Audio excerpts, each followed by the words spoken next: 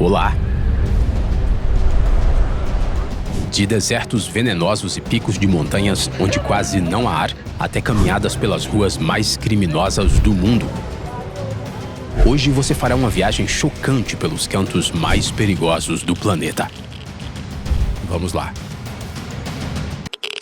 Pripyat é uma cidade abandonada na Ucrânia que se tornou uma lenda para qualquer pessoa interessada no tema do pós-apocalipse.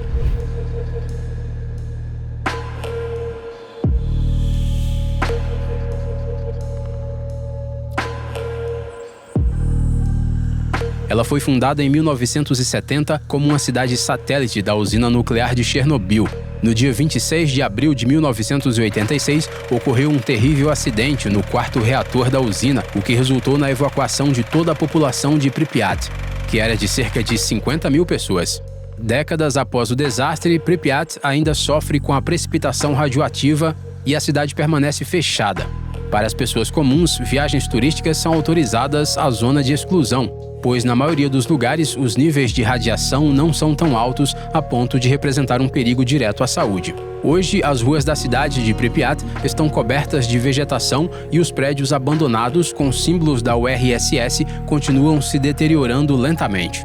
Tudo isso cria uma atmosfera incomparável. Os cientistas preveem que as pessoas poderão retornar à zona de exclusão de 30 quilômetros ao redor da usina nuclear de Chernobyl somente daqui a uns 50 ou 60 anos.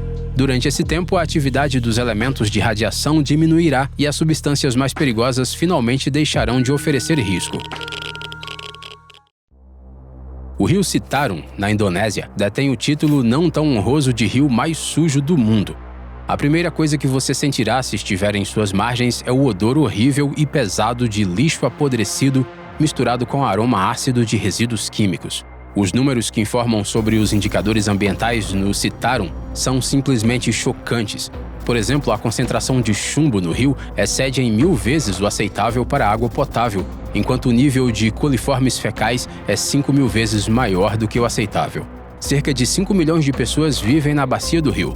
A maioria delas não tem acesso ao descarte adequado de lixo, portanto tudo, inclusive grandes quantidades de plástico, é incinerado ou jogado no rio. A segunda parte do problema é o setor industrial. Há mais de 2.000 fábricas na região, a maioria delas de tecidos, que despejam resíduos químicos diretamente no rio.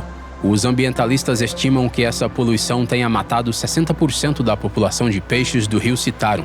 Quanto às pessoas que precisam usar essa água para as necessidades domésticas e para cozinhar, elas sofrem de uma enorme variedade de doenças, desde dermatite e bronquite crônica até câncer e atrasos no desenvolvimento infantil. Em 2009, o Banco Asiático de Desenvolvimento alocou 500 milhões de dólares para um projeto de limpeza do rio. Mas a situação continua difícil. De acordo com os ativistas, muitas fábricas continuam poluindo o rio por meio de tubulações ocultas.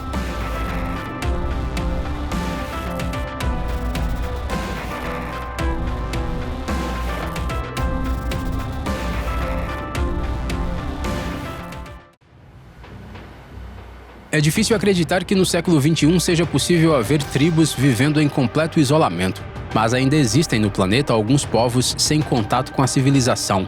Um deles é o povo sentinelês, famoso por sua natureza hostil. Eles vivem na ilha Sentinela do Norte, uma pequena ilha no Golfo de Bengala, parte do arquipélago de Andamão. A ilha é totalmente coberta por uma densa floresta tropical e cercada por um cinturão protetor de recifes de coral que acabou ficando severamente danificado pelo enorme tsunami de dezembro de 2004.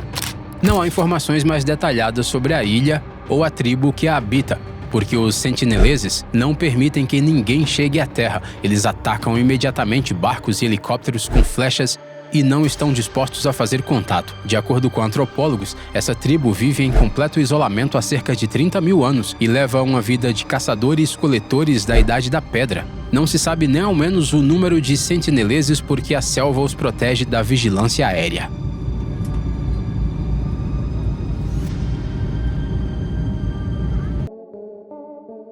Lahore é a capital da província de Panjab e a segunda maior cidade do Paquistão. Sua área metropolitana abriga cerca de 10 milhões de pessoas. Nos últimos anos, essa metrópole tem enfrentado um enorme problema de poluição do ar que provoca doenças respiratórias na população local. A fumaça ácida, que pode ser notada até mesmo visualmente, é causada pelo funcionamento de muitas empresas, queima de resíduos agrícolas e fumaça de motores a diesel. É incrivelmente difícil respirar quando não há vento e poucas pessoas têm acesso a purificadores de ar em suas casas. Os ambientalistas estimam que o índice de qualidade do ar aqui é de 348 pontos, bem acima do indicador de perigo de 300 pontos.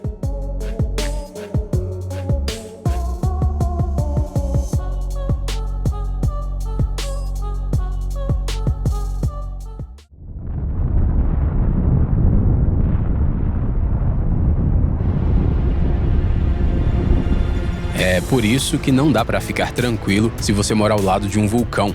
O estratovulcão Sinabung está localizado na Indonésia, na parte norte da ilha de Sumatra.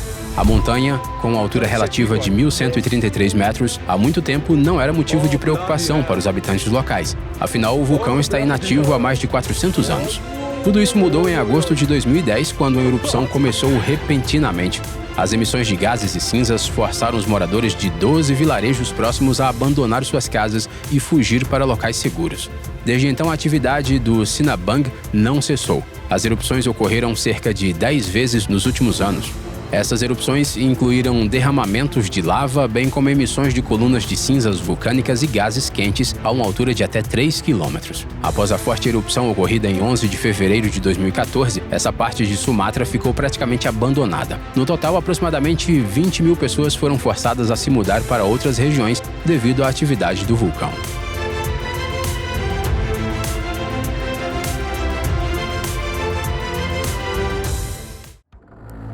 Uma viagem aquática pelo Amazonas é uma aventura bastante arriscada. Esse grande rio deságua no Oceano Atlântico, formando um dos maiores deltas do mundo, com uma área de mais de 100 mil quilômetros quadrados. A Amazônia é incrivelmente diversificada em termos de flora e fauna, com mais de 1 milhão de plantas e animais diferentes. Esse é realmente o fundo genético do mundo. Entre essa riqueza, há também espécies muito agressivas, mortais para os seres humanos. Na selva, os perigos para os viajantes incluem cobras venenosas, anacondas gigantes e escolopendras. Na água, são particularmente impressionantes os jacarés açu, que podem atingir mais de 4,5 metros de comprimento. E as piranhas com seus temíveis dentes afiados.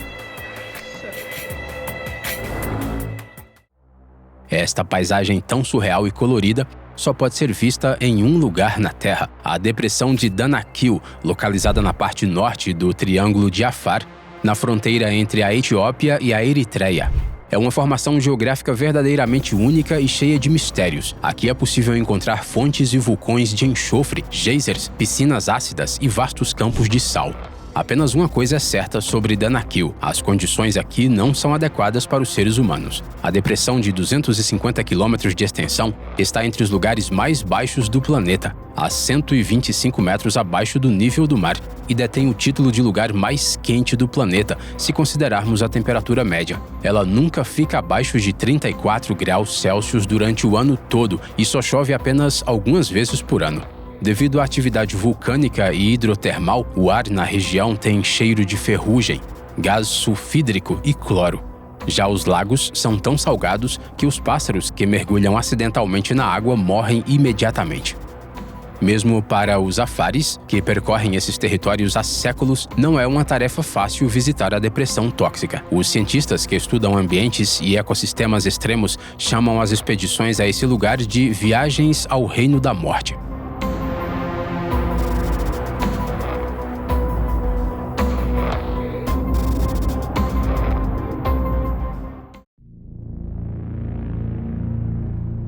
O Monte Everest, também conhecido como Sagarmatha ou como Lugma, dispensa apresentações. É o indiscutível pico do mundo, com 8.848 metros. Os Sherpas, que vivem no leste do Nepal, o chamam de montanha sobre a qual nenhum pássaro pode voar.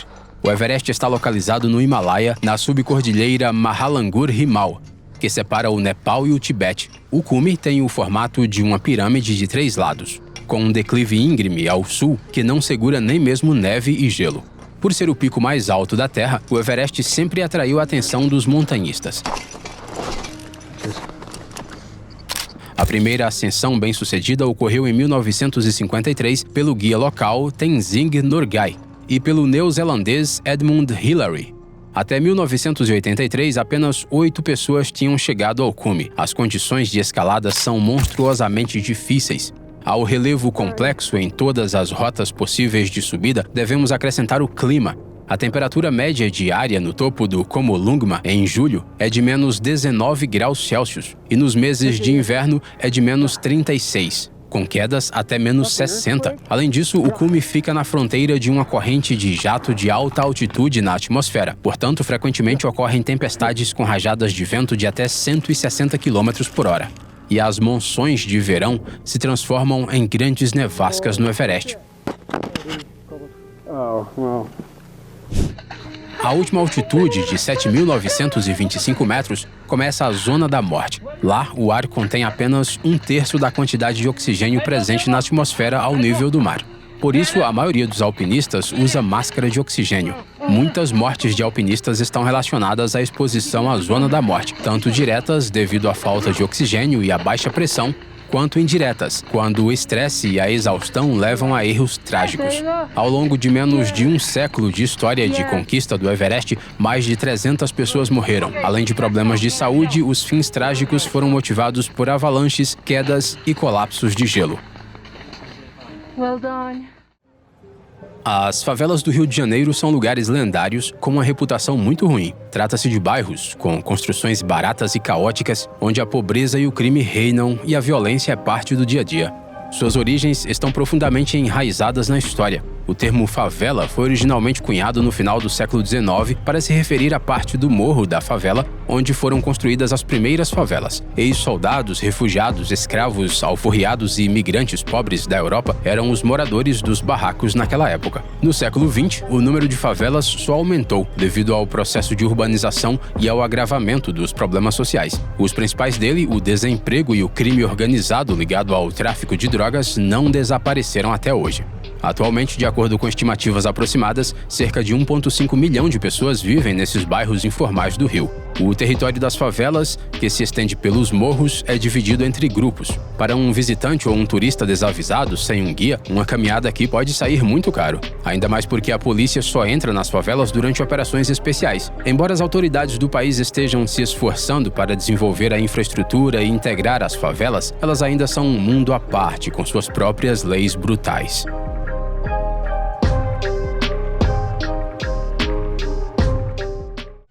Nos últimos anos, o próprio nome Fukushima se tornou algo familiar, um símbolo de um terrível perigo nuclear. No dia 11 de março de 2011, um grande terremoto de magnitude 9 na escala Richter atingiu a costa do Japão. No entanto, o acontecimento mais terrível daqueles dias foi a catástrofe na central nuclear de Fukushima 1, um acidente classificado como nível 7 na escala internacional de acidentes nucleares, a classificação mais alta. Quase que instantaneamente, o tsunami deixou a usina sem energia, inclusive os sistemas de resfriamento de emergência. Os reatores superaqueceram, o combustível nuclear derreteu e 3 unidades explodiram entre os dias 12 e 15 de março. Grandes quantidades de elementos radioativos voláteis foram liberados no meio ambiente. A liberação de isótopos de iodo e césio, os mais perigosos em termos de riscos à saúde, foi equivalente a cerca de 20% das liberações do acidente de Chernobyl. Para piorar, o césio tem uma propriedade de contaminação de longo prazo com uma meia-vida de 30 anos. Essa contaminação perigosa forçou o governo do país a evacuar cerca de 164 mil pessoas da província de Fukushima e a criar uma zona de exclusão em um raio de 20 quilômetros ao redor da usina. E apesar de que o trabalho de recuperação das áreas contaminadas tenha começado quase imediatamente após o acidente e de que agora o território de muitos municípios seja considerado apto ao retorno dos habitantes, as pessoas não parecem ter pressa em voltar para os lugares contaminados pela radiação. Por exemplo, em uma das chamadas zonas de reconstrução e revitalização, com uma área de 28 km², antes havia 8 mil habitantes, mas apenas 160 pessoas retornaram depois que a descontaminação foi concluída. Durante os anos sem a presença humana, lugares antes aconchegantes se transformaram em locais pós-apocalípticos assustadores.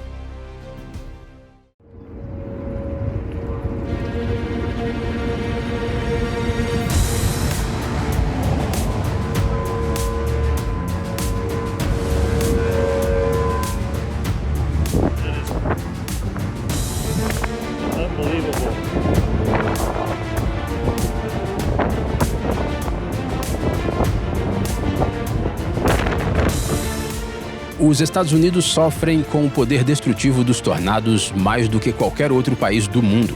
Cerca de 1.000 tornados são registrados aqui todos os anos. A chamada Alameda dos Tornados é uma zona de risco particularmente alto. Ela inclui os territórios de estados do centro e do sul, o norte do Texas, Oklahoma, Kansas, Nebraska e as regiões orientais de Dakota do Sul e do Colorado. Essa zonalidade tem motivos objetivos. É justamente no centro dos Estados Unidos que o ar quente e úmido do Golfo do México se encontra com os ventos frios e secos do norte. Isso cria uma inversão de temperatura e um estado instável da atmosfera, o que leva a tempestades severas, granizo e tornados. A Alameda dos Tornados é mais perigosa de abril a junho. É justamente nesses meses que os caçadores de tornados vêm de todas as partes do mundo para a região.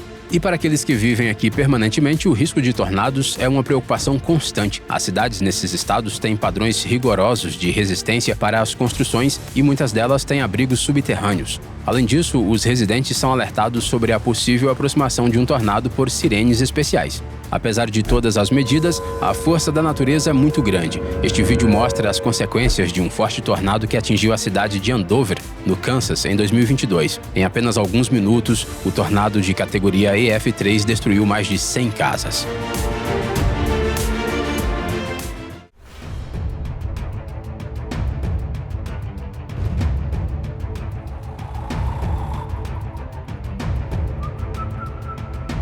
Talvez um dos lugares mais hostis para os humanos em todo o planeta seja o árido e quente Vale da Morte, na Califórnia. Essa depressão entre montanhas na região do deserto de Mojave está localizada a sudeste da cordilheira de Sierra Nevada. A chuva aqui é um verdadeiro milagre. A média anual não passa de 10 milímetros de precipitação. Por outro lado, não há escassez de sol. A temperatura máxima média em julho chega a 46 graus Celsius. Em 1913 foi registrado aqui um recorde absoluto de temperatura do ar no hemisfério ocidental, 56,7 graus Celsius. O fenômeno climático da depressão, que também é o ponto mais baixo da América do Norte, localizado a 86 metros abaixo do nível do mar, representa um sério perigo aos viajantes. Aconselha-se aos turistas que se abasteçam de dispositivos de comunicação, água e roupas que protejam contra queimaduras. Afinal, o vale recebeu esse nome devido a um trágico incidente. Em 1849, um garimpeiro morreu no local devido ao terrível calor.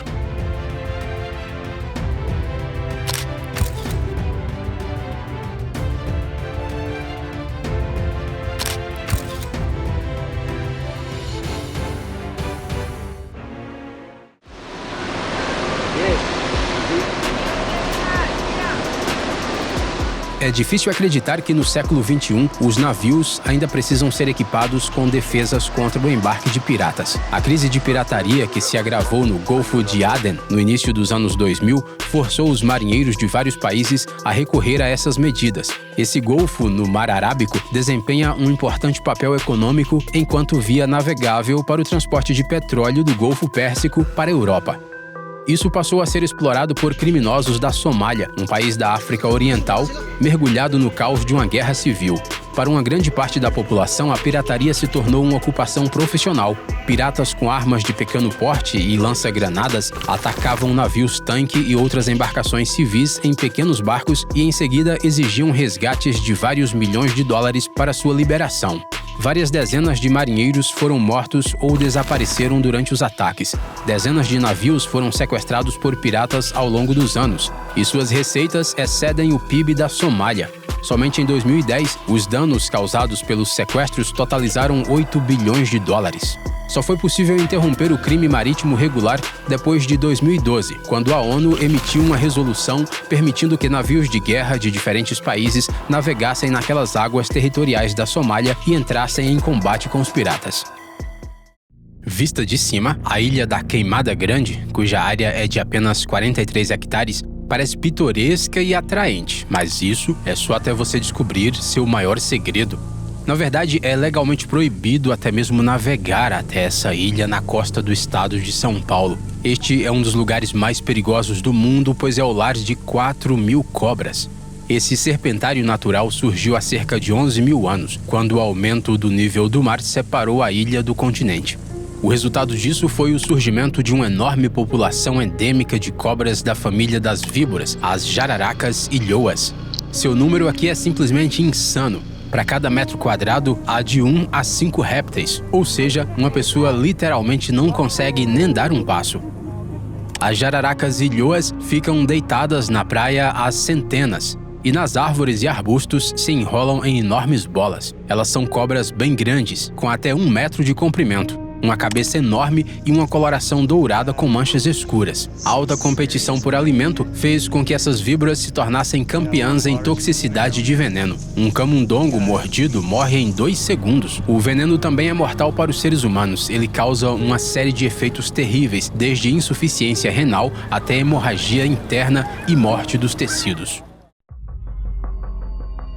Esses lugares desertos parecem um sonho estranho ou os locais de um jogo de computador.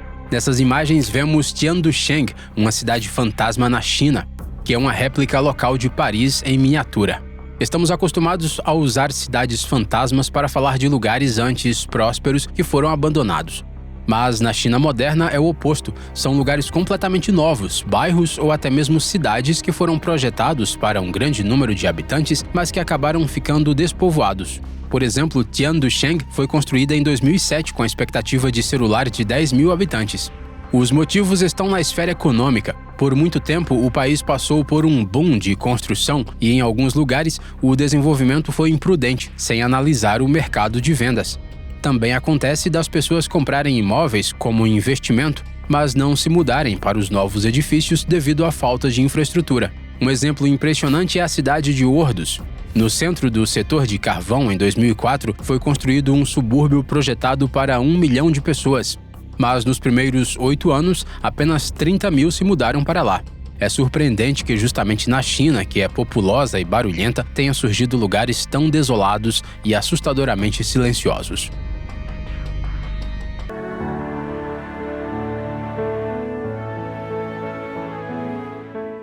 Esses definitivamente não são os tipos de criaturas que você sonha em ver quando viaja em meio à natureza. Mas na Ilha Fraser, na costa leste da Austrália, isso é normal. A maior ilha de areia do mundo, com área total de 1.840 quilômetros, está repleta de algumas das espécies de fauna mais hostis do mundo. Por 750 mil anos, a areia se acumulou na ilha vulcânica, que agora é formada por dunas que se movem constantemente através de densas florestas de mangue e pântanos. A evolução criou aqui um ecossistema isolado único. São 47 espécies de mamíferos, 354 espécies de pássaros, 79 espécies de répteis, incluindo 19 espécies de cobras. Entre outras espécies de aranhas, aqui pode ser encontrada uma das mais venenosas do mundo, a Hadroniche infensa. Mas os mais famosos da ilha são os cães dingus, cuja população é de cerca de 200 exemplares. Avisos sobre os perigos desses cães loiros estão espalhados por toda parte em Fraser, e os acampamentos são cercados com cercas elétricas. É importante que os turistas e pescadores que visitam a Ilha Arenosa se lembrem de que, apesar de sua aparência inofensiva, os dingus são animais de matilha completamente selvagens que podem representar um sério perigo.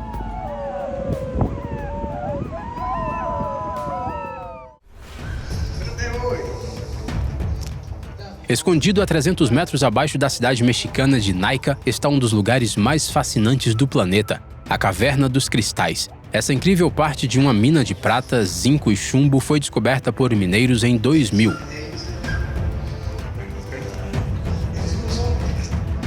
Os cristais gigantes de selenita cruzam o espaço da caverna em diferentes direções. O maior deles tem dimensões fenomenais, 11 metros de comprimento e 4 metros de largura, com uma massa de 55 toneladas.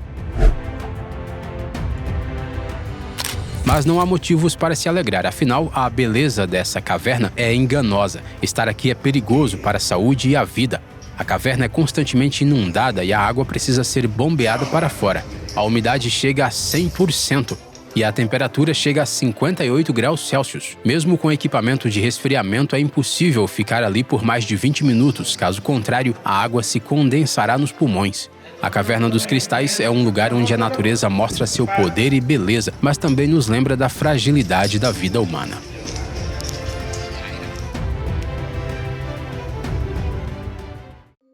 O Lago Boiling está localizado na nação insular de Dominica. em meio às florestas tropicais do Parque Nacional de Morne-Trois-Pitons.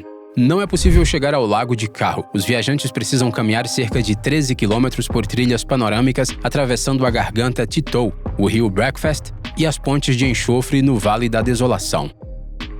Aqueles que chegarem às fontes terão uma visão estranha. O lago se assemelha a um caldeirão fervente de um líquido acinzentado. Nadar no reservatório, que tem cerca de 60 metros de diâmetro, é definitivamente uma má ideia.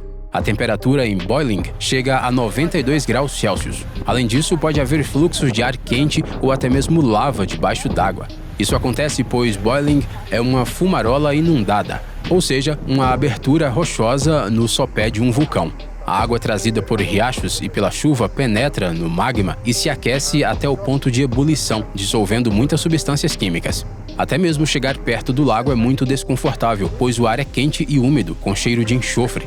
E as partículas de vapor invisíveis que escapam do lago termal podem ser perigosas para a pele e os olhos.